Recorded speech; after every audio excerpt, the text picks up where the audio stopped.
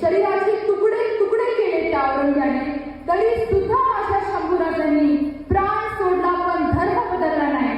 त्याच प्रकारे कित्येक पक्षांनी माझ्या नेत्याला सांगितले आमच्यात विलीन व्हा. मंत्रीपदाची आशा सुद्धा दिली गेली, पण माझ्या नेत्याने स्वतःचा व स्वतःच्या कार्यकर्त्यांचा स्वाभिमान जपला. स्वप्न आहे आणि मला वाटते की माझ्यासारख्या तमाम कार्यकर्त्यांचे स्वप्न आहे तर की सावकार साहेबांना वर्षा बंगल्यावर एकदा म्हणजे मुख्यमंत्री पद मिळालं पाहिजे आणि